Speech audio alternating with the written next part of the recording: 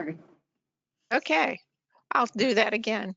I'll call this Thursday, April 30th, 2020 Jefferson County Commission meeting to order. We will open our meeting with the Pledge of Allegiance. So Commissioner Lorenzetti, will you lead us, please? I assume you can hear me. Is that correct? Yes. Yep. All right. Good. Okay. I pledge allegiance To the flag of the United of the United States States of America and to the and to the republic republic for which it for which stands, it stands, one nation, one nation, under God, under God, indivisible, indivisible, With life, liberty, and for all. Justice for all. I apologize. This hesitation has caused to be all sorts of problems. Yeah. Well, I think it's better if everyone except the leader mutes their microphones, and that way there won't be the hesitation that you're hearing on that. So Oh, just as a sidebar. yeah, I see what you mean, Patsy. Okay.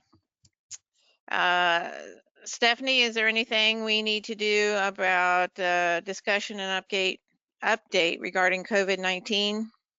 So most of the issues are under my report. I don't know if you Okay. wanted to do them now or you wanted to wait for my report. It's up to you. Well, let's move ahead. And you're right. We'll have lots of things to discuss probably at the end of the meeting concerning COVID. First item of business, approval of requisitions for April 30th. I move we approve requisitions for April 30th in the amount of $83,268.85. Second. Okay, it's been properly moved and seconded to approve requisitions for April 30th. Any questions or discussion? All those in favor say aye. Aye. Aye. Opposed?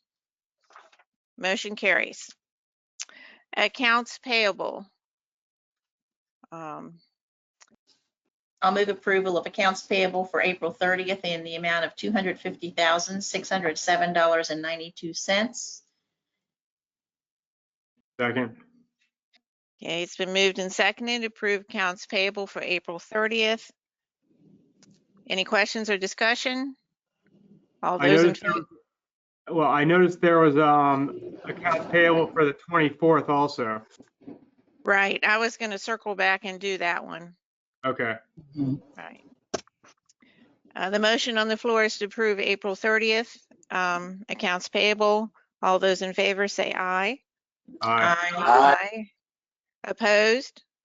Motion carries. Stephanie, we do have an April 24th accounts payable, and that's for the postage. Yes. And So, okay. it's not on the agenda, but should we just go ahead and approve it?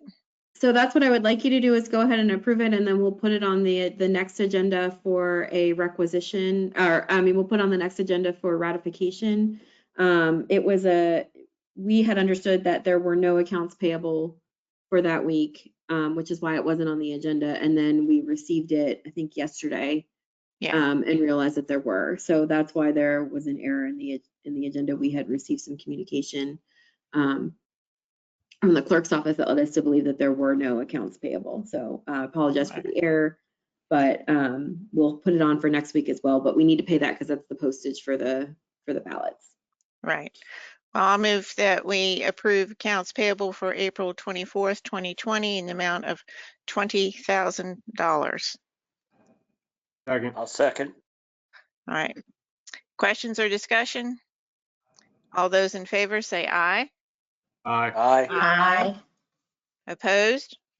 Motion carries. Manual checks. I don't think we have any. Manual checks. Yeah. Yeah. Okay. Payroll.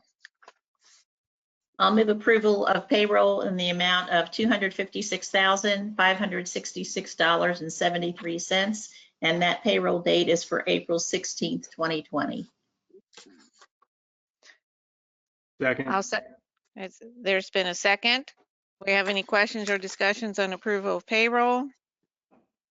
All those in favor say aye. Aye. Aye. Opposed? Motion carries. Public comment. Stephanie, do we have any? We have 16 attendees. So if you are an attendee and you would like to make public comment, please raise your hand and I will unmute you, and you will also have to unmute yourself when your name is called. So if you're interested in making public comment, hit the little raise hand icon and I will recognize you.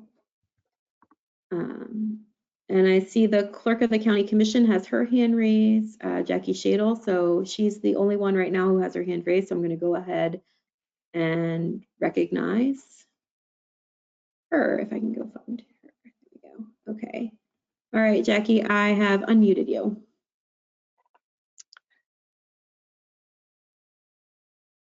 Jackie?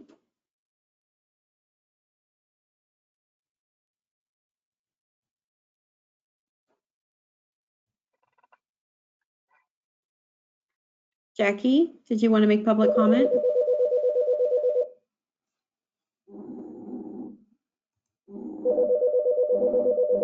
Okay.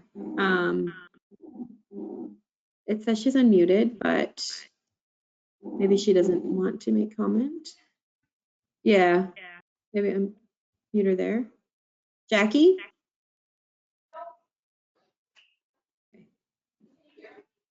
Did you want to make public comment? All right.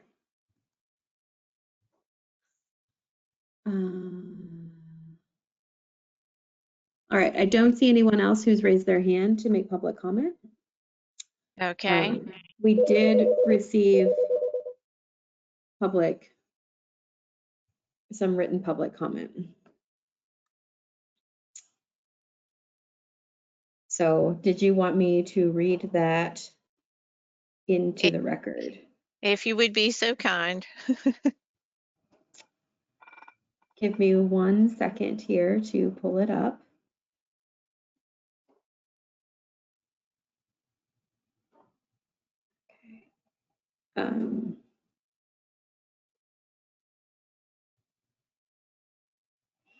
All right, so this is from Mr. David Tabb. I, David Tabb, a lifelong resident / taxpayer, protest the Jefferson County Commission and objects to closed meetings. It's time to reopen the meetings to public comments or stop making decisions that affect the resident taxpayers of this county, such as appointments, hearing, any purchases, projects new and old, permits, studies, or any non-essential approvals and / or action. Your budget for 2019-2020 fiscal year was set a year ago.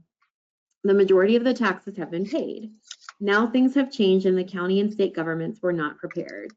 You and the state unleashed an order that was never done before. Stay at home. You nor the state step in with food and supplies to keep the people at home safe. You just said stay home with no help in place. Due to the COVID-19, there is government distancing required. Millions will lose all they have.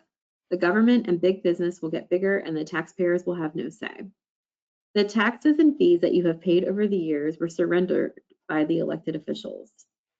The county, state, and federal governments is always a year late and millions short. But if taxpayers don't pay, well, there goes your property sold at the courthouse. The government shutting the country / world down without understanding how and what was needed to be done will take years to recover. The others have lost it all, they just don't know it yet. The ones that survive will have a drastic increase in taxes and fees. The local and state government will cry about the shortfall of the taxes such as unemployment, workman's comp, DMV taxes, gas and fuel taxes, less fuel used, and the tax list goes on and on. The bottom line is the government was not prepared. We were at one time, such as the civil defense with food, shelters, and medical supplies. Our elected officials over the last 30 years from what if to we'll deal with it when it happens. The county, state, and federal governments will come up with more excuses to tax, regulate, and change fees for all of us as long as the government gets what they want. This whole pandemic is on the backs of the public and small businesses, not the government. The government's attitude is money will fix this. Now we are coming up on 2 months of orders with no support from you, the county, or the state. Just like it is stated at the end of every FOIA, this is at an end. Only because of the volunteering, food banks, small businesses, Meals on Wheels, and neighbors helping each other have the people survived. Volunteers and local small businesses have done more than the county and state government has. It's time for a change. The JCC has failed to protect and service the county of Jefferson. It's time for you to go. You have not done your job to be prepared. You have not done anything to help the situation. This is at an end. Thank you and have a nice day. All right, thank you, Stephanie, for reading that. No other public comment? Let me just go through and see. If there's anyone else who would like to make public comment, you can raise your hand, use the little hand icon and raise your hand and I will recognize you.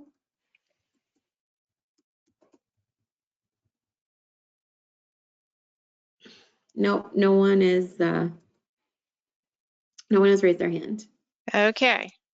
All right, we will move on, even though we were a little bit early.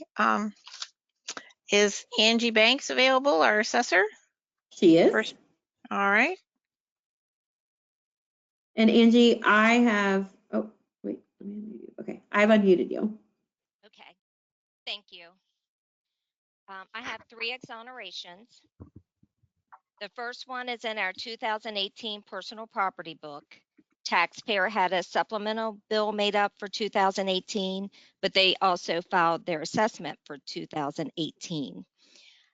So the amount is assessed value $39,600, tax amount $930.44.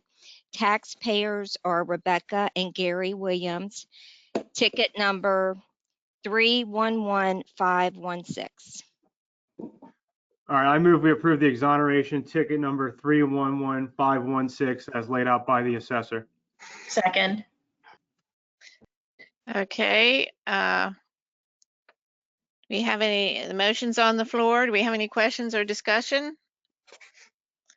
All those in favor of the exoneration ticket number 311516 as presented by the assessor, say aye. Aye. Aye. Opposed? Motion passes unanimously. Angie, more? This one is in our 2019 personal property book, Shepherdstown District.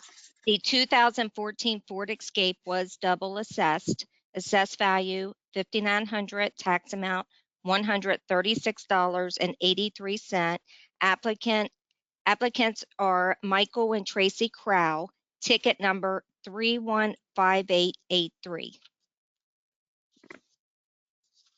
All right, I'll move we approve the exoneration 315883 as presented by the assessor. Second. Any questions or discussions on the motion? All those in favor of approving exoneration 315883 say aye. Aye. Aye. Opposed? Motion carries unanimously. This last exoneration is in the 2019 real estate book, Ranson Corporation. House was owner occupied July 1st, 2018, instead of rental. Assessed value is $80,700, tax amount $1,145.73. Applicant is Heather Puller, ticket number 25343. I move approval of the exoneration as outlined by the assessor for ticket number 25343. Did I get that last number? Yes, yes. Thank you. All right. Second. Okay, it's been properly moved and seconded to approve the exoneration. It's been properly moved and seconded to approve the exoneration for ticket number 25343. Questions or discussion? All those in favor say aye. Aye. Aye. Aye. Opposed? Motion carries. Is that everything, Angie? Yes, it is. Have a good day. All right, thank you so much. All right, I believe if it's not too early, we could do Liz Wheeler with the Farmland Protection Board.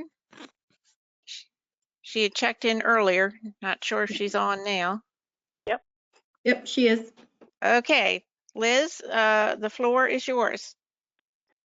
Okay, thank you. Good morning. I am before you to request your approval of the purchase of 2 agricultural conservation easements by the Farmland Protection Board. One is the Borden property, which is 278.37 acres with a cost to the board of $621,200. I guess procedurally you should do them one by one. Yes. Okay. If that works for you. Yeah, that'll be fine. Is there Well- anything? Oh, I'm sorry. No. I didn't know if she was going to do any, if there was going to be any other comment or not. So I was going to make the motion to approve the easement, HHH easement for 278.37 acres with the cost to the board of $621,200. I'll second that. And this is the time when on the Farmland Protection Board, we always, as we're working on easements and applications, we give them a letter identity in order to,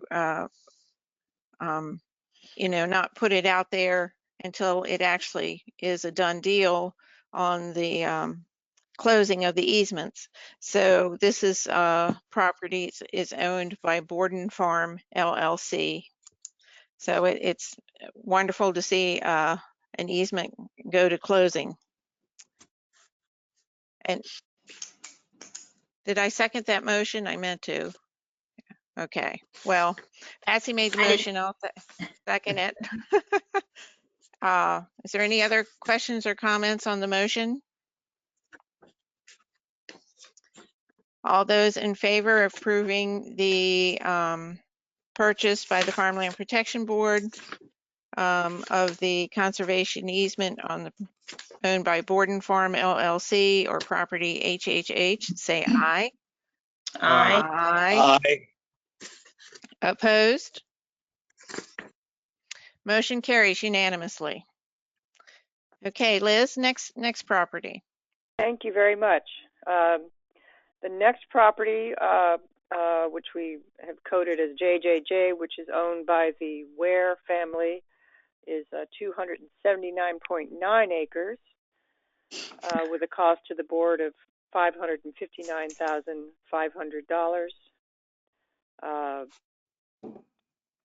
I forgot to mention that I mean both the properties have an abundance of prime and important soils, working farms, and really nice large properties, which we like to see.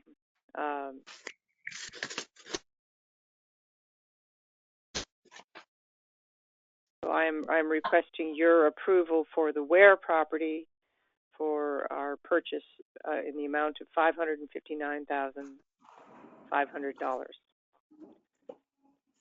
Well, I'll make the motion that the Jefferson Commission approve the purchase by the Jefferson County Farmland Protection Board for the Farmland Protection Program of JJJ easement for 279.9 acres with a cost to the board of $559,500. Second. Okay. Motion's been made and seconded. Are there any questions or discussion items? I just want to say it's very exciting once again to have another large-sized easement gone to the finish line, and to remind folks that are interested in the program, it's not something that can be done in 6 months. As you can see, it's a long time process, and it involves not only, the board and its staff, but also the applicants and probably their legal and accounting experts too, to work their way through the process. But anybody interested, certainly touch base with our administrator, Liz Wheeler, our executive director, and she can get you started if you're interested. But the motion is on the floor is to approve the conservation easement, Ware property, which is actually owned by Darlene W. Quinn, Carolyn W. Voges, and Rick E. Ware. All those in favor say aye. Aye. Aye. Opposed? Motion carries. Now, thank you very much, Liz. Thank you so much. That's almost another 560 acres in addition to our 4,700 acres. So that's a nice addition, and I look forward to closing these easements. So will that will take us over 5,000 acres, right? Yes. Yep. Awesome. Okay. All righty. And I hope to come before you very, very soon with another property which is in the same acreage range. So hopefully next week, if I can manage it. Okay. All right. Well, thank you so much. Thank you for your hard work, Liz. You're welcome. Bye-bye. Bye. Well, we're zipping right along, but Stephanie, is Darlene Truman available? She was. Oh, there she is. Yep.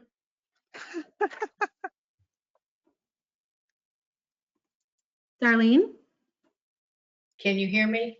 we can, and you can turn your camera on if you. Okay. There you are. Okay. Good to see you all again. Yeah. I'm here representing Community Alternatives to Violence. We're a very small nonprofit in Jefferson, Berkeley, and Morgan County. What we do is we have our participants are court ordered because of domestic violence. We work with the perpetrators to stop the cycle of violence, which benefits the other people that live in the home. We have about 133 participants in the Tri-County area. Our recidivism rate, the folks that come into our program have to stay with us for 32 weeks. And our recidivism rate after they complete the program is about 12%. That means 88% of them don't reoffend, at least legally. I mean, there's not another phone call. They're not brought back into the court systems again. So that's pretty good. The reason I'm here today is, of course, as we all know, we have a pandemic. That's why we're talking to each other this way. And our meetings are groups, and so they're in person until now. So we're also hosting our meetings in webinars, which is challenging for all of us. And our participants pay, part of the way we support ourselves is by the participants' pay. We're a licensed batterer intervention program by the state of West Virginia. We have been talking to the sheriff, and he says that his calls have gone up 70% for domestic violence since the lockdown has happened. That's also supported by the CDC and the World Health Organization, that domestic violence increases when people are in forced containment, so to speak. So our difficulties are financial at this moment. But I wanted to point out that because we exist, the folks that come to us don't go to jail. So it's kind of like a, it's not a plea bargain, but it's in lieu of. So if they come to class and complete the class and they're doing well in it, we send reports to the courts, say the guy's doing good or the lady, the person is is doing well, is attending or is not doing well, or, whatever reports we need to make, which keeps them out of the jails. And the jail will cost you, what, $50 a day for a person to be incarcerated. So if we can keep 10 men out of jail, or ladies, for a period of time, that saves money.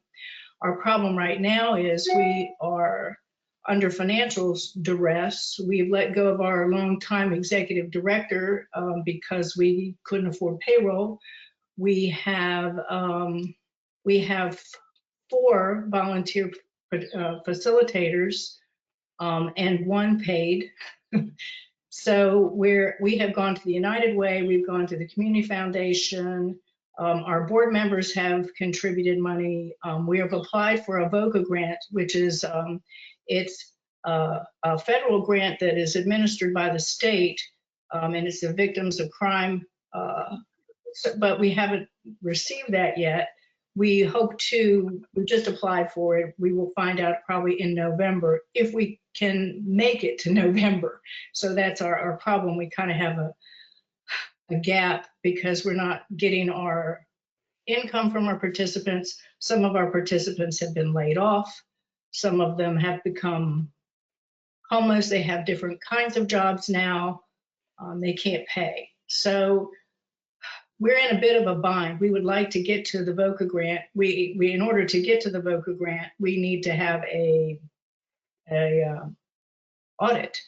Audit costs $5,000. We don't have $5,000. So we were wondering if there'd be any way we could get any kind of financial assistance, with the idea being that we would pay it back when the courts open again. And not that we would pay it back with dollars, but by taking participants out of the jail system. We believe that when the court systems open up again, we're going to have a big influx of participants based on what we're hearing from the sheriff particularly. So we would like to be around and available to keep those participants out of the jail system, which would help the county financially long-term if we can get there. So I don't know if you have any questions or if that makes any sense, or anything else I can tell you about our program. Questions for Darlene, commissioners? And commissioners, Michelle Gordon is on this call if you have questions about the funding source. That was my next go-to person. Okay. Michelle Gordon is our finance director. Is there interest in asking Michelle I know money's tight. It's all unknown for anybody how long this will go on, and what the financial constraints will be where we finally end up. If we wish to support this initiative at 5,000 or some increment other than 5,000, Michelle, do we have the resources to do that? I think that this would be a good candidate for COVID-19 funding, either the funding that we've already received or to include it as a request for expenditure reimbursement from FEMA. I believe 5,000 is a good start. I wouldn't recommend that we get a payback, as she had indicated that they were willing to do. I don't think that's necessary if we're able to get COVID-19 funding for it. Well, I think this is an incredible program, and if we can keep these folks active in this program, I think it helps in the future as well. So I'm a big supporter of the Community Alternatives to Violence program. So I'm going to move that the commission grant the CA $5,000 in emergency funding so that a licensed batterer intervention program will be available to our judicial system to save the county money in 2020. This is Ralph. I will second that. I've had many years experience working with them, and I think they're a great program.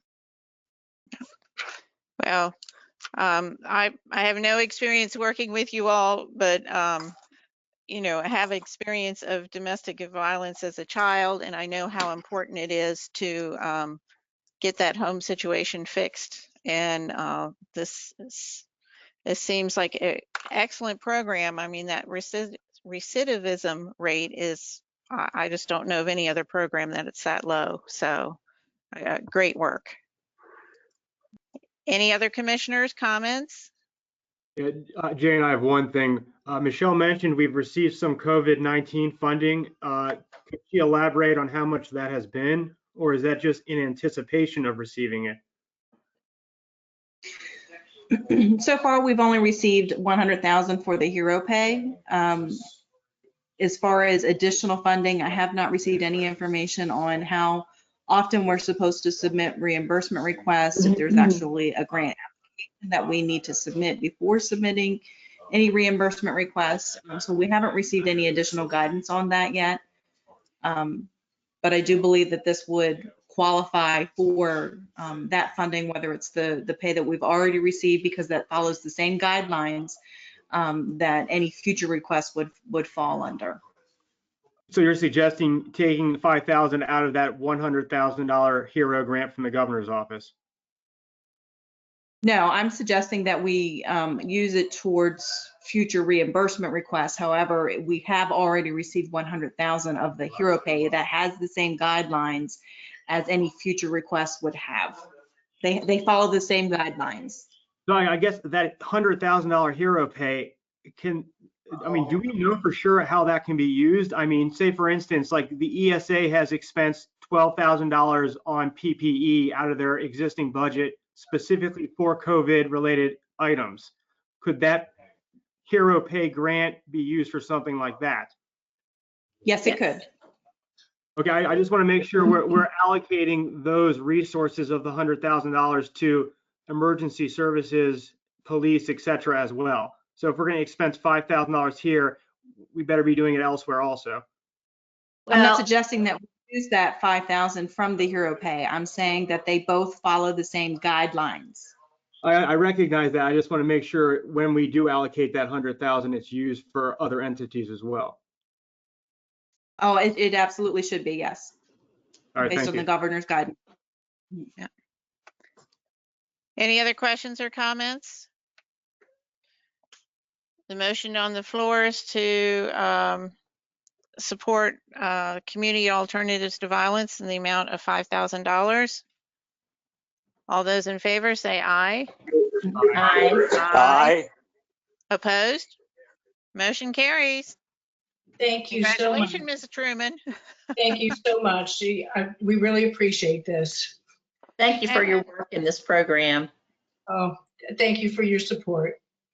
Okay, I see a phone number here, so I'm just wondering if someone wants to send a personal contribution, how do they do that? Well, they could contact me directly, and we do have a Facebook page. As a matter of fact, we're having a GoFundMe or one of those. We're trying everything we can think of. Okay. On Tuesday, Giving Tuesday, it's on Facebook under Community Alternatives to Violence. We are doing that also. All right, good to know. All righty, thank you so much. How do I? All righty. Stephanie, I'm assuming we will move Nathan's items to the end in case we have to go into executive session. So Yes. I'm down to county administrator's report. Okay. So I want to report on the election first. Nikki had asked me to give just kind of an update of what's going on with the election. They have mailed 4,841 absentee ballots so far. They pretty much have most of the office working on this. They have their entire staff plus 4 poll workers getting that done. And then we have Brian helping with the mail. Just for reference, so they've mailed out 4,841 just this far. They have only had a total of 8,000. We only had a total of 8,818 people vote in the entire 2018 primary. They've submitted their first round of reimbursements for postcards. That was in the amount of $28,480.18. And then they will probably, she said she'll come before you at the next meeting to request any precinct changes that they may have.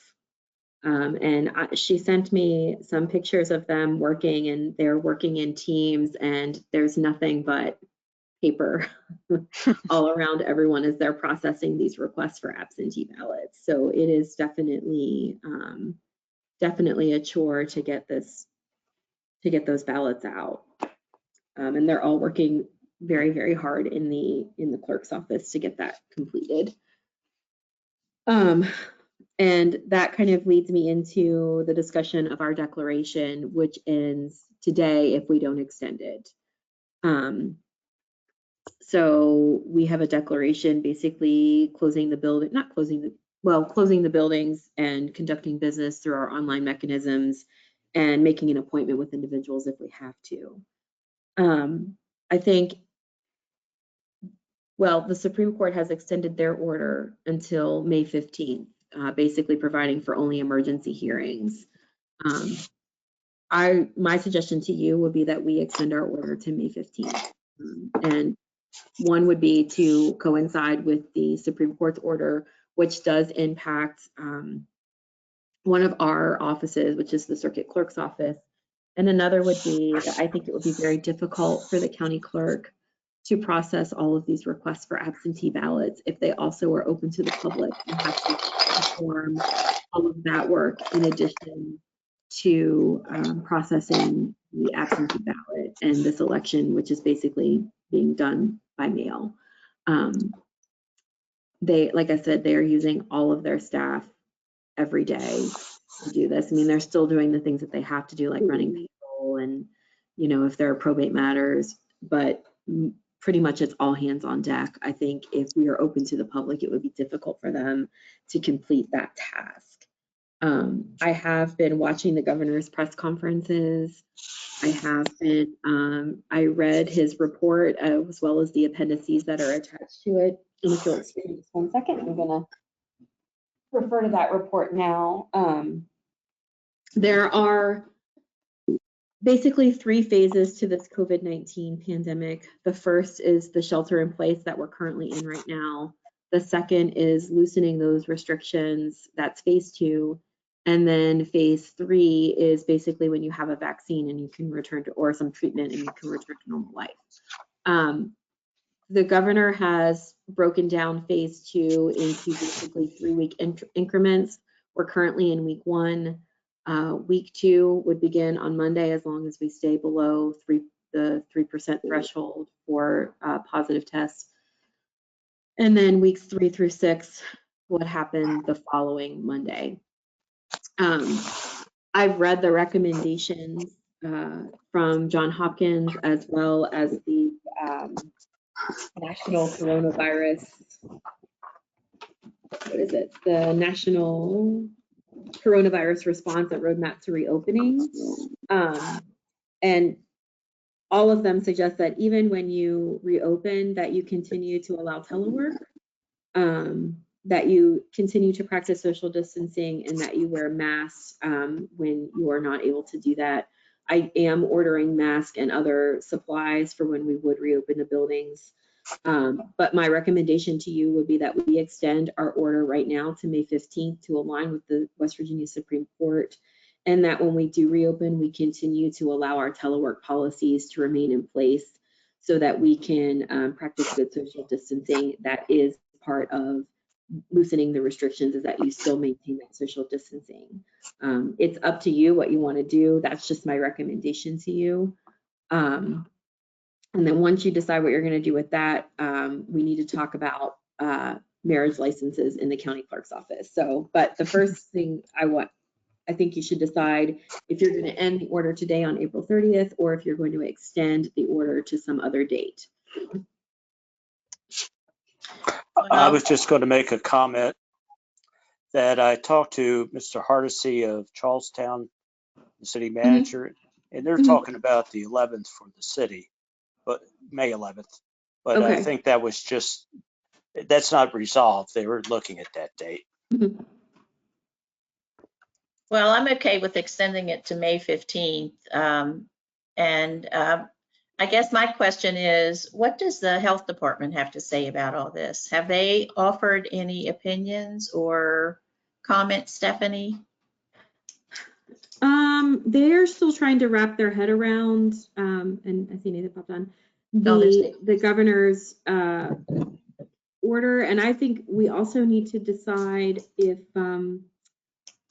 we're still under that hotspot order as well. You know, are we different than the rest? Are the hotspot counties different than the rest of the state? And Nathan has been working very closely with the health department, so he may have something to add that I'm not aware of. Okay. Yeah, I really don't have anything to add to that other than to just say, I mean, I can't speak for the health department, but it's my understanding that they are just looking at those things, and I'm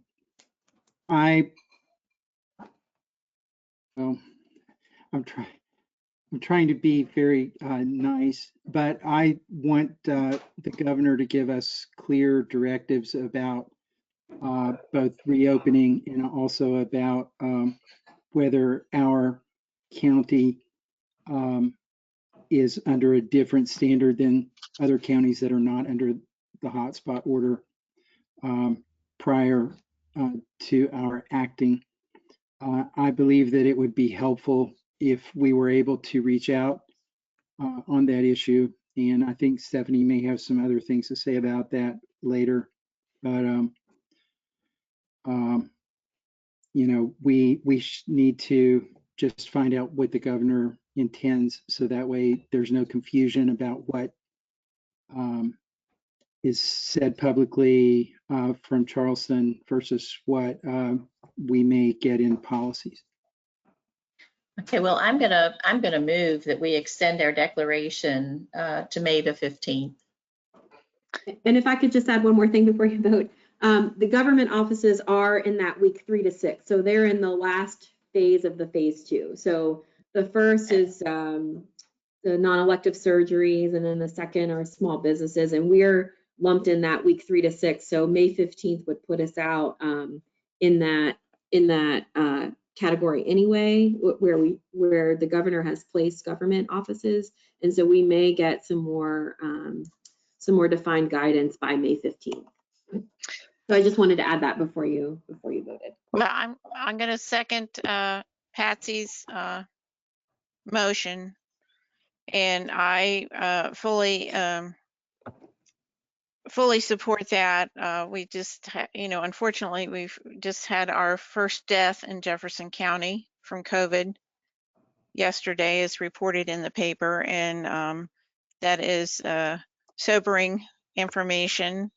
And I want to make sure anything that we do is, as the county commission, is in concert and in consultation with the Department of Health, as well as figuring out what the state directives or policies are. So I know it's a kind of a tangled web right now. A lot of things are confusing, but I think it's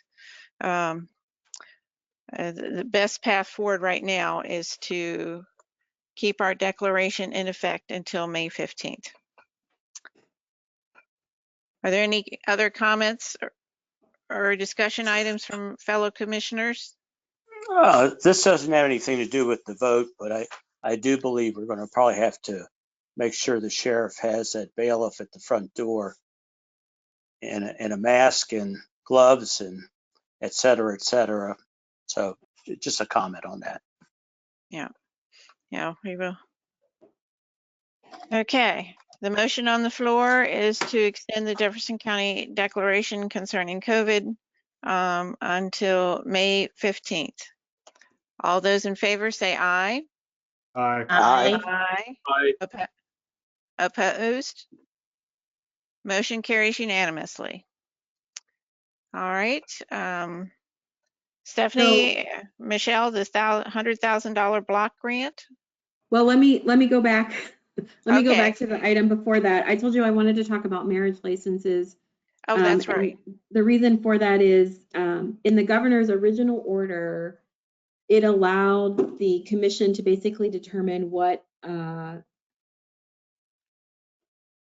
what services were essential. And the county clerk's office has been accommodating people for marriage licenses if they, you know, if they're getting married in a couple of days and they actually have someone to perform the ceremony, they will issue the license. Otherwise, they haven't been issuing them because the license is good for 60 days. And we're getting people who are coming in, you know, requesting a license for a date 60 days from now. The other problem is that we're getting a lot of people who are applying from out of state because the other states are not issuing marriage licenses at all. Yeah. And so the county clerk is asking for some direction about whether or not a marriage license is an essential service. And my suggestion to you is that it's not essential, but we continue to do just what she's been doing, which is if someone has a date, you know, in a couple of days and they're actually, you know, getting married and they have someone to perform the ceremony, that they issue the license. Otherwise, they wouldn't. She did have a couple come in yesterday. They were from Maryland. They wanted a license for, you know, 2 months from now. And she told them to come back, you know, a little closer to the date. They were not happy with that. But I feel like that's the policy right now that we should be under. A, it reduces foot traffic and frees up the clerk staff to focus on the election. And B, I think it's consistent with the governor's order that we try to eliminate foot traffic. And C, we don't want to encourage people to come over here from another state because their state isn't doing, you know, we don't want to encourage that travel. So it's up to you to make that determination as to what is essential. And this is really the only time we've had a specific thing where people, you know, where people are saying, oh, this is essential. My suggestion to you would be to say it's not essential, but to have the clerk accommodate those emergency situations like she has been doing. And I would add that to the order, extending the declaration if you decided to do that. Yeah, I think that's a good way to approach it. I don't see an emergency as anything that's happening 60 days out or even 30 days out. So I would suggest that we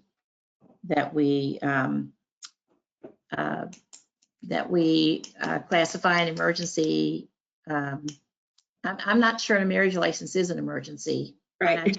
I don't see it. You know, if they're going to get married in 3 days, can't they wait for 60 days or however long it may take to get over this? But I don't want to encourage people from coming to come into the courthouse just because they can't get a license in their own state. Right. So what I would suggest is to say that it's not an essential service and to allow the clerk to outline those instances when it would be issued. But really what we need from the county commission is just to say that a marriage license right now is an essential government business. Well, I would, do you need a motion to state that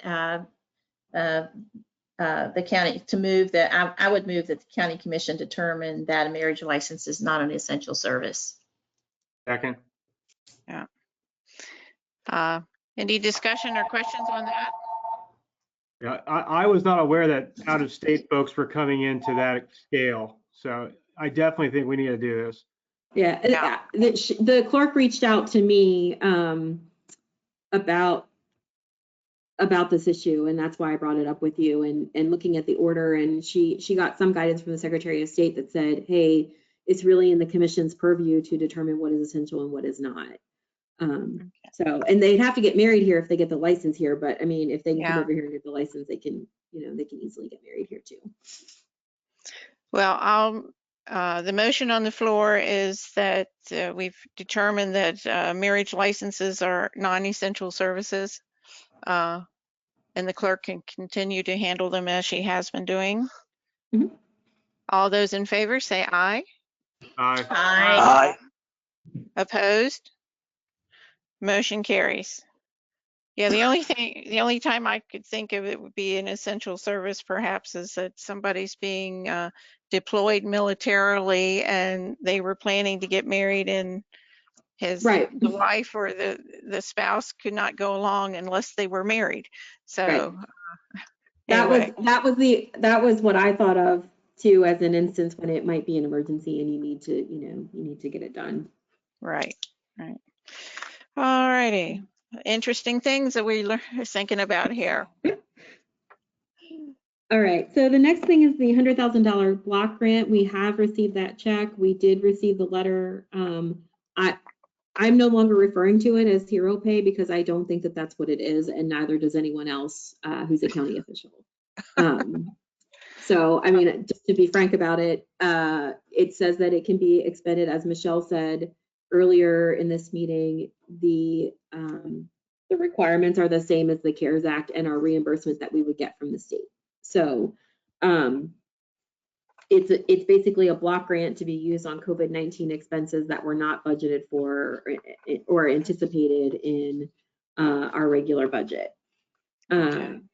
So I did meet with the mayors and some of the city managers via virtual meeting. I asked them what their expenses were. Some of them have some PPE expenses. It didn't seem like they had a lot. Mayor Pearson mentioned the Council on Aging has some increased expenditures due to COVID-19. A, they're delivering more meals, and B, they're not receiving the donations that they had received from the track because the track isn't operating. Yeah. So he had indicated that anything that they would get, they would like to give it to the Council on Aging. And then that got me thinking that we should really be reaching out not only to the cities, but some of these component units. Definitely the ESA, as Commissioner Compton mentioned before, would be eligible.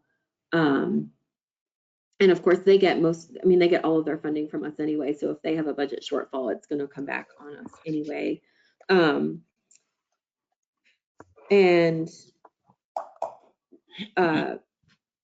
Community organizations like the Community Alternative to Violence that we just heard from earlier in the meeting. So I think what I'm going to do is to send out a letter to cities and maybe some of the other component units that we fund and ask them to submit and treat it almost like a grant. So we would be able to use it for our own expenses, and then we would have to decide if we have any left or how we want to divvy it up amongst the cities. And some of the cities, I think, aren't sure whether or not their expenditures would be eligible. And I think we would have to have a more detailed request from some of the things they were telling me on the phone that they wanted to use them for. Notably, we are responsible for accounting to this money to the governor. So we have to submit reports and we have to say how it was spent. So even if we give it to a city, it's still, the onus is still on the county to determine that the money was spent in the manner that it was intended for. So my plan is to contact the cities and our component units and some of these other agencies and ask them what their losses have been, and then bring that back to the commission, and then the commission can decide how we're going to use that money to fund, to divvy up that $100,000. Okay. Hey, Stephanie, quick thing. Yeah. So ESA, when we're talking about municipalities, I mean, the ESA is responding to municipal residents as well. So I mean, That's right. They should be definitely part of this. I mean, if it's right. I know the number that was mentioned to me previously, I think it was 12 or 13,000 for PPE, which collectively benefits all county residents, whether they're county or city residents. That's right. And then you still have roughly more than 80% of that 100,000 left. So I mean, that's still a decent chunk when you pull out ESA. I don't know how much the sheriff's department or municipal police departments have spent on PPE or whatnot, but I definitely ESA should be focused on a portion of that. Okay. I think another thing that we need to consider is the fact that some of these things that Commissioner Compton is mentioning as far as ESA and Sheriff's Office expenditures are things that we can request reimbursement for the other grant funding that's available. So do we need to just free up this $100,000 block grant for agencies that can't get that funding reimbursed to them, or that we can't get that funding reimbursed to us from the federal government or from FEMA through that other grant? Yeah, I mean, that's fine. Does that make sense? if that's a possibility, I mean, I certainly will take you up on that. I think that's the best course of action. It just, as long as that is there, perfect. I want to make sure at some point in the process, the reimbursement's there. No, Right, no, and I understand. I believe that our agencies take priority. It's just, I believe that there's another funding source available for ESA and for the sheriff's office that should free up this other block grant for some of those agencies that can't submit funding requests to FEMA from the CARES Act, such as the CAV and the Coalition on Aging. Okay. That's great. It's wonderful. Well, and it would be good to have that written out so we understand, at least for me, the difference between the different pots of money and what the qualifying requirements are, as far as the type of agency or what the supplies were used for, or, you know, all the moving parts of these different pots of money. It may not be easy to do, but Well, we're going to have to do it need because to- we have to account for it. Right, and we may need to come up with some sort of guidelines for how we intend to distribute this funding, and what those guidelines are. And to me, one of those guidelines needs to say, have you explored other funding sources before asking us for that funding? okay, I see. All right. That makes sense. And it's Any not, other I mean, comments? there's not a, we can spend it through the end of the year. So, you know, if we want to wait to see what we get from the state and then, you know, reimburse some other agencies that wouldn't get that reimbursement, we could do that. I mean, we've got some time before we actually have to spend the money. There's no rush correct. to spend it. And I think that's what all the other counties are doing too. They're trying to figure out how this interplays with any other funding they might receive from the stimulus package that comes to the state. Okay. All right. Stephanie, anything else? Not on the 100,000. I can move on to my next agenda item. Okay. Which is the task force. This is also something that resulted from the call with the city officials. And the task force would do lots of things. One would be for us to present kind of a united front for our reimbursement from the state. So for us to present what our losses are, what our expenditures are related to the COVID-19 pandemic, and make sure we're all on the same page presenting that. The other would be to make sure we're all on the same page. They plan for easing those shelter-in-place guidelines and entering the phase 2 for the phase 2 that Governor Justice has talked about. Another would be to help small businesses to have a point of contact for small businesses and, well, any county business that has lost money, whether they're a municipality or a county. So I didn't think it was a bad idea. I've reached out to some members already. I asked Annette Gavin, since tourism is a big part of our economy here and we're ramping up to our busy season, and she has a lot of contacts. I asked her if she would be on it, and she has agreed to do it with with her executive board agreeing to that. I asked Lynn Goodwin at the GCDA if she would join, and she has indicated that she would. And I've also reached out to a representative from the health department because I think we can't have a plan for reopening without consulting the health department to see, you know, what they are recommending. I mentioned the hotspot order, and I'm not sure how that interplays with the governor's guidelines for reopening the state. I'm not sure if we'd still be under that or whether we kind of all start fresh. It was mentioned during that call that someone reached out to the governor to have us removed from that hotspot designation, but I was not going to do that unless the county commission directed me to do that. And I would never do anything like that without the commissioners agreeing that that's what we should do. But I don't think the task force is a bad idea, so that we can all coordinate, be on the same page, and have a unified plan so that we're not all doing something different and the citizens and the businesses aren't confused about what's going on as to whether they're in a municipality or the county. So I would like you to allow me, and they asked me to coordinate it, and I agreed to do it, but I want you to agree that this is something the county should do, and that we should participate in it. And again, I wouldn't do anything like contact the governor and say, can you remove us from this hotspot designation?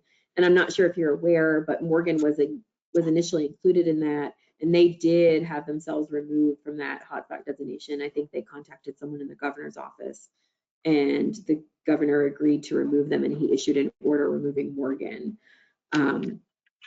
But I would not do anything like that before consulting with the commission. But I do think that the task force and some coordination between the cities would be a good thing, as well as some other stakeholders like tourism and businesses and the health department is a good idea.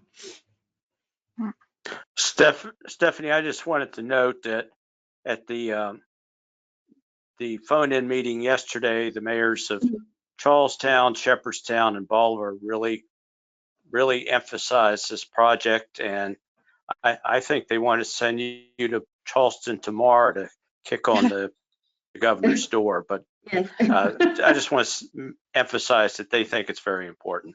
Yeah. Well, I think we need to have the health department weigh in on this. I would not make that decision without health department's okay. So I think that's where we need to go with this. Yeah, and I mean, I would need direction from you as to where you want to go. You know, do you want us removed from that hotspot? Do you want to focus on reopening? What is your what timeline are you looking at for that reopening? I mean, for me, I feel like it has to come from the state. The state has to agree with whatever we do, or we'll end up in a situation where we implemented, rules, and then the state disagrees with it, and they'll just undo whatever we've done. But I feel like I need direction as to how, what the county commission wants to do with regard to this plan that Governor Justice has put forward, and how you want me to represent the commission on this task force. Okay, Yeah, so we've that's been, my concern, is I just want to get some clear direction from the state so that we don't run into the situation where we take an action and then they come along and say, we wanted you to act, but that wasn't the act that we wanted you to take. So just so there's no confusion on those things, I think it's really important to get some input from them on all of that. My concern is our proximity to states surrounding us, and their numbers are a lot higher than ours are, our neighboring counties.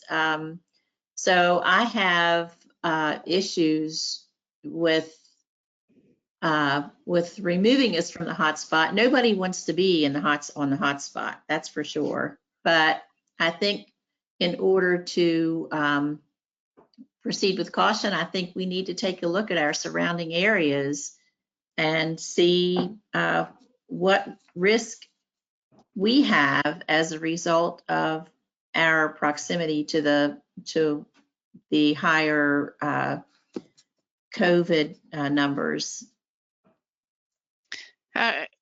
Stephanie, you've posed two or three questions or items of discussion, so I think we need to narrow it down right now and focus. One is whether we wish to lift the hotspot designation, and the other is a possible formation of a task force which involves the municipalities. Is there anything else? We've talked about a lot of things. Those are the two primary things, and I don't want us to get tangled up here. So whether we want to participate in the task force be the first thing, whether we want to lift the hotspot designation, we want to reach out to the governor's office to lift that designation. And then 3 would be,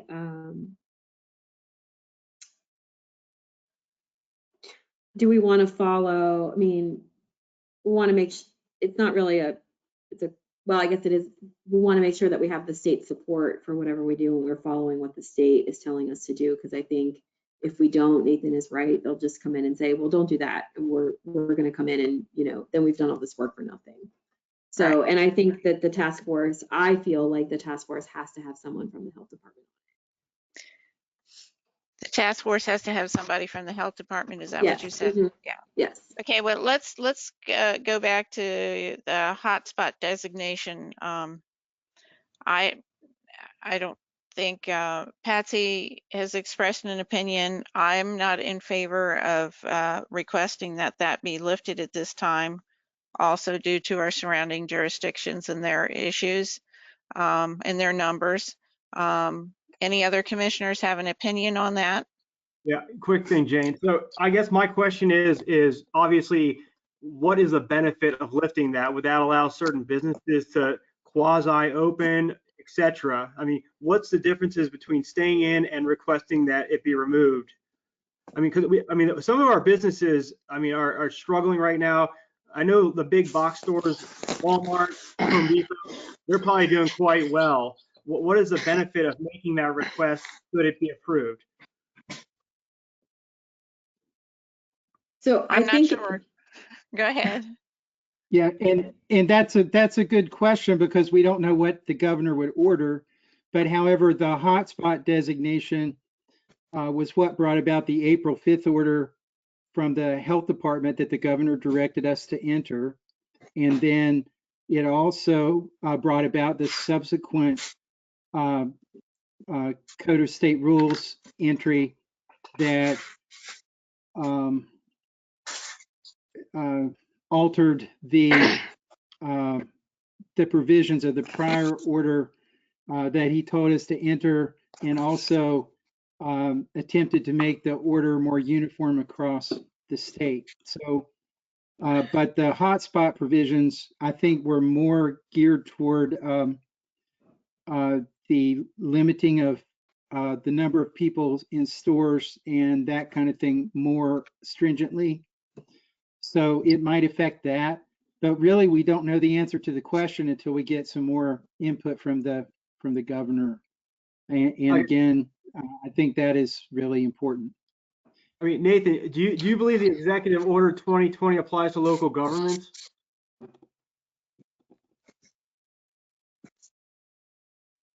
Did you lose him? Yeah, no, sorry, I clicked myself off and I had to click myself back on. I'm a little slow on the mouse draw. The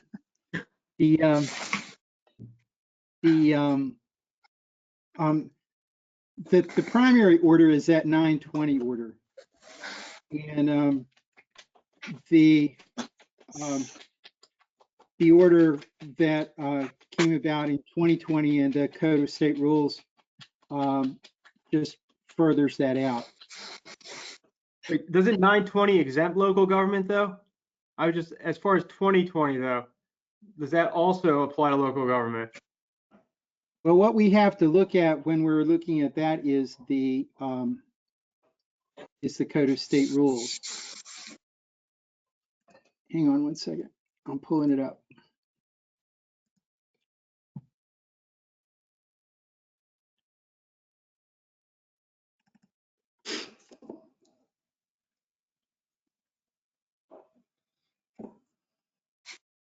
So the significant aspect of the Code of State Rules came back down to the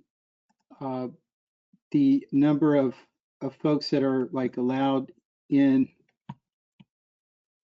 within the essential businesses and that kind of thing.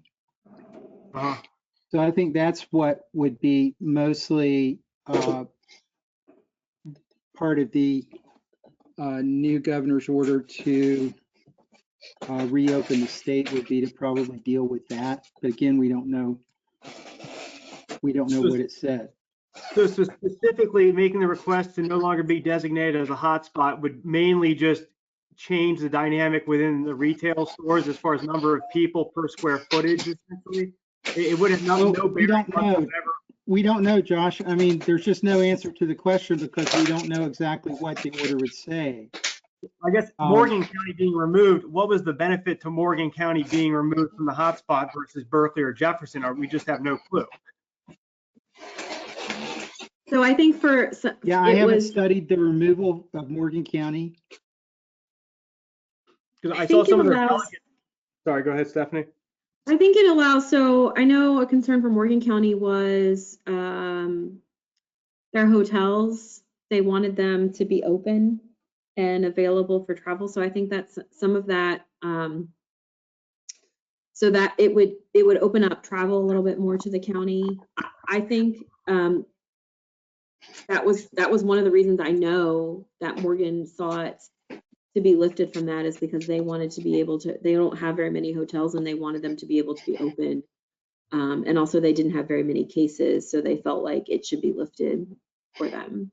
But I think that's one of the major things for Morgan is the travel and allowing their hotels to operate. Because right now our order has restrictions on hotels. Yeah, I mean, I guess my thing is, I mean, I don't disagree with Commissioner Tabb or Commissioner Nolan about the proximity to the DC metro area, et cetera. I mean, if it's about the hotels to Morgan, I mean, we have Parks and Rec and other entities getting obliterated right now as a result of the hotels being closed. I mean, if there was some sort of mechanism to allow some soft opening and have nowhere near the capacity they usually have, I mean, I certainly would explore that for a financial implication, as long as we still maintained the other guidelines set forth by the governor's office.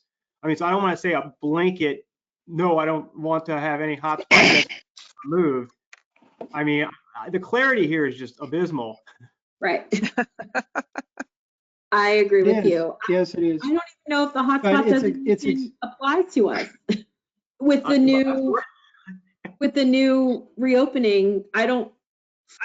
Do you know? Well, Nathan? that's a question, because the CSR theoretically changed theoretically made the rules uniform, everywhere. And so, I have some real questions about that. But again, I would like to hear from the governor's office as to how they interpret that, so that we know what they're thinking, because as you may recall, they have interpreted some things differently than other counties in the state, such as Kanawha County, Mon County, and us. And that, creates confusion. So how do we get clarity from the governor's office? Do we need to direct staff to, question them? Or I think that is one of the issues that that this task force that Stephanie has been discussing would like to seek.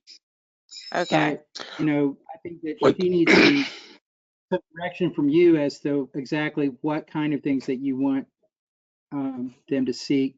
And also, I agree that the Board of Health should have some input in the task force as well, because, we're not scientists.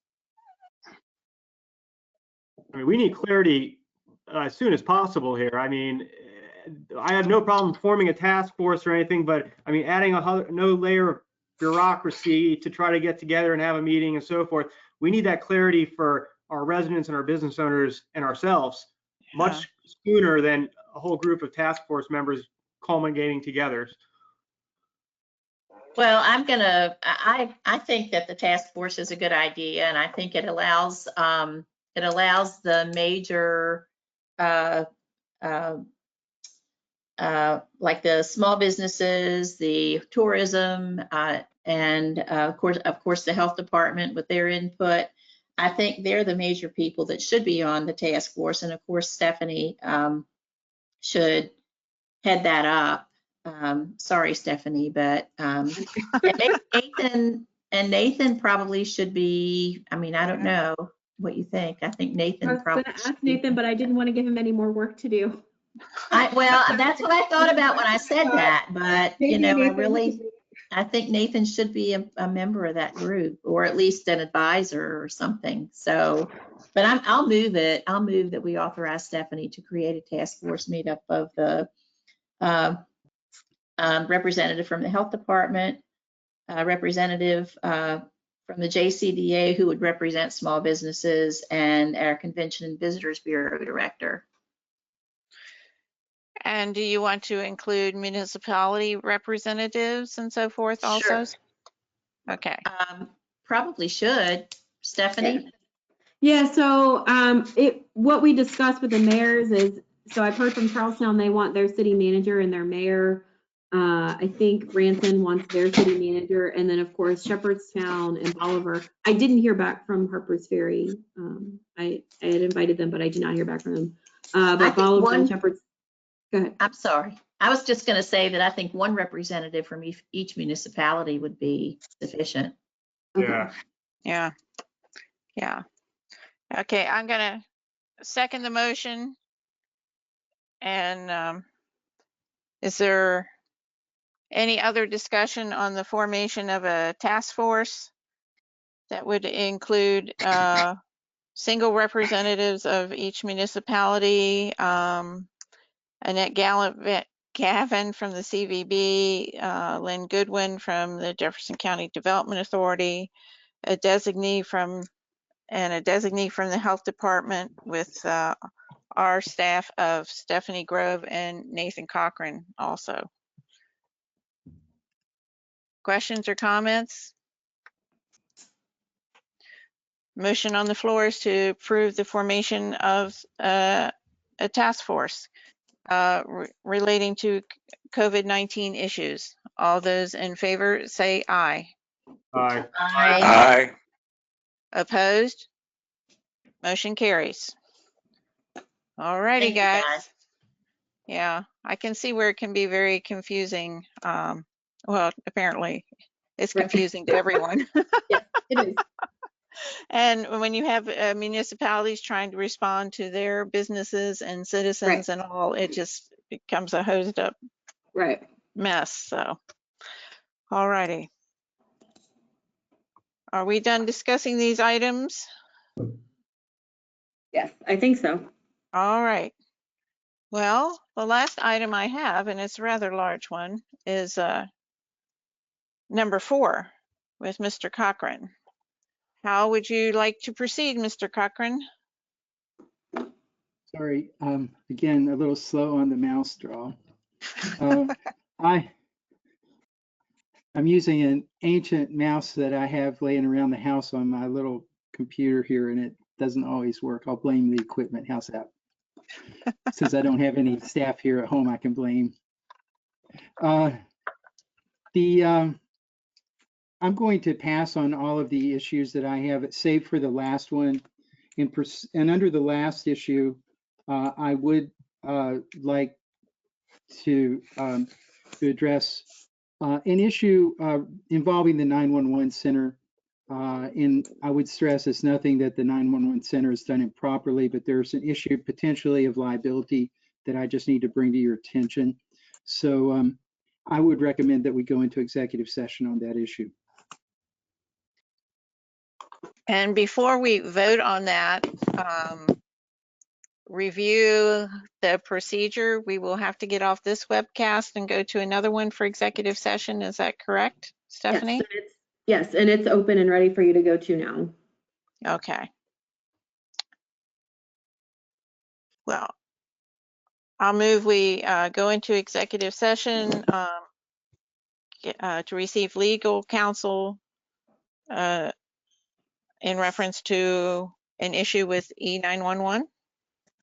I'll second that motion. All right. All those in favor of going into executive session for the stated reason, say aye. Aye. Aye. Opposed?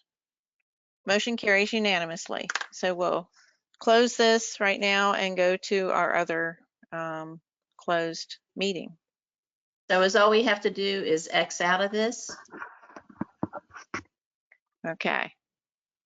Go to the other link that I sent you for the go to meeting. Yeah, but to get out of this one, we just have to X out of it. Mm-hmm. All right. All right. See you later. All right. Oh, there we go.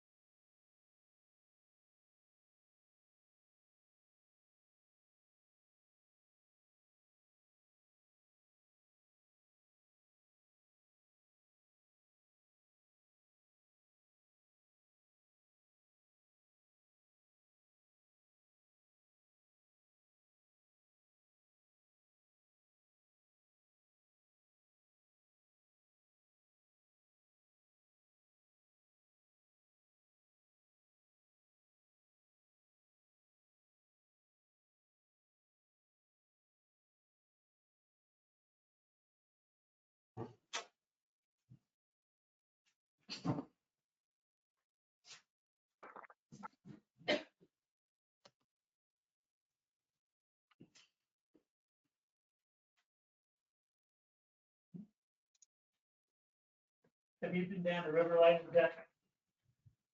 Huh? The river up?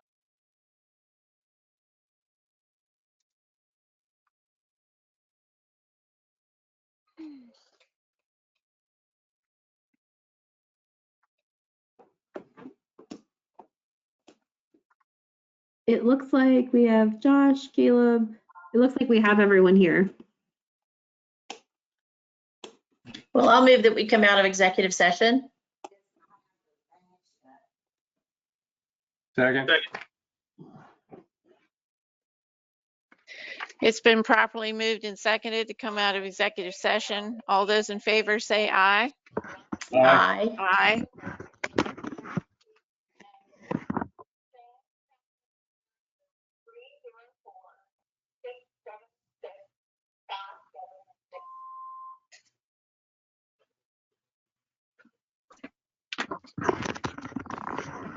Sorry about that. I had a phone call. I was trying to turn off my answering machine. So we voted to come out of executive session. Stephanie, you had another item to go over with us? Yes, I had been contacted by Annette Gavin at the CVB regarding the visitor center project. If you'll recall, the commission maintenance department was providing labor for that project, and they were reimbursing us at 50% of the labor cost. And then we were also purchasing the items, and they were reimbursing us for any materials that they had. We had stopped work on that project because of the COVID-19. The CVB primarily receives their funding through hotel motel. They're not getting much hotel motel right now, but their executive board feels, and I know Patsy, you're on that board, feels that the visitor center should be ready when we reopen or we start easing some of these shelter-in-place guidelines. It should be ready for visitors. And so she had contacted me, Annette had, to see if we could resume that work.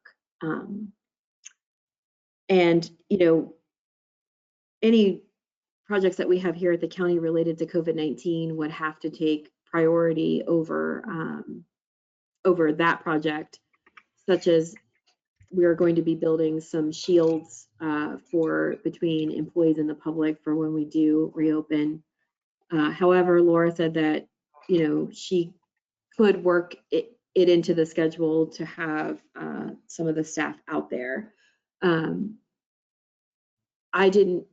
Right now, I don't know that they're in a position to provide payment promptly or for labor. They would have to pay for their supplies, but for labor. I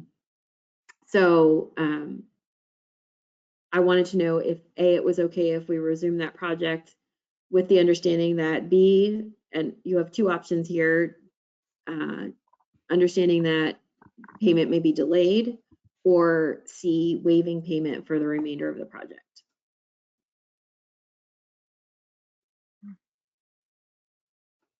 I'm okay with going ahead with it as long as, you know, we have the staff available, given that we have the priorities at the commission that must be taken care of first, and that their work environment is also safe.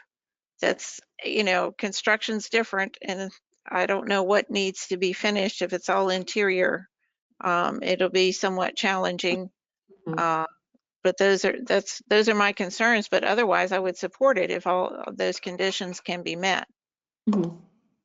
Yeah, I agree with Jane. I think we're so close. We really need to get that building finished. It's going to be wonderful and certainly something that we can all be proud of. And I think that it absolutely does need to be finished. So I would support allowing staff to be able to work down there in a safe environment and manner to be able to complete the work that we can complete on the inside. That's fine with me. I agree with Commissioner Tabb and Nolan on this as well, as long as everybody's safe. And what And about payment? I was going to say, I don't mind if we could defer payment to later. And then, if there reaches a point that they see that they're just not going to have the money later to be able to pay for it, we'll have to deal with it at that time. But for now, I'm okay with deferring the payment. Okay. Yeah, that's, I'm okay too. I think it is very important that we get it open as soon as possible, because I think once people can travel, they're going to be traveling. Yeah. So, I think that that's true too. yeah. Now, do you want official motion on that, or you think we're okay? I think we're okay because you have already agreed to allow them to work on the project. And right now we would be getting payment, just maybe not, as soon as we had anticipated. So the only motion that would come in is if we decided to waive the payments of that project for the labor. And right now it doesn't sound like we're doing that. So if it comes to it, I'll bring it before you again if, I'm contacted by the CVB and they just tell me they don't have the funds to reimburse the county for that. Okay, all right. Any other comments from other commissioners? Just a question, Patsy, do you know how much needs to be done to be completed? Well, I know they're working on the interior. I believe they're working on the ceiling and getting the ceiling and the walls completed. I have not been inside. I'd love to see the inside of it. I just haven't taken the time to go down there but yeah, it's really coming along. I don't think it's going to take too much longer to get it finished, as long as they're able to work on it. It just depends on the schedule. So, yeah. Okay. And I know that there are some things on the inside too, like this stations that we had envisioned on the inside to direct people to different points of interest and historical areas within the county. So, there are some other things that on the interior that need to be done, but the building physically needs to be completed before that can be considered. Yeah. All right. Okay. Any other business to come before us or comments from county commissioners? All right. I'm not hearing anything. My only comment was, are we meeting again next week the same way? Yes. There'll be another, so it'll be a different link. So there'll be a different link for every meeting, and we'll send that out to you, but we're going to do it the same way because we did extend the order till May 15th, so it'd be the same way. Right. Okay. So with that being said, I move we adjourn. Second. All right. It's been properly moved and seconded to adjourn. All those in favor say aye. Aye. Opposed? Motion carries unanimously. All right. Take care, everyone. Bye, folks. Take care. Be safe. Yep. Everyone be safe.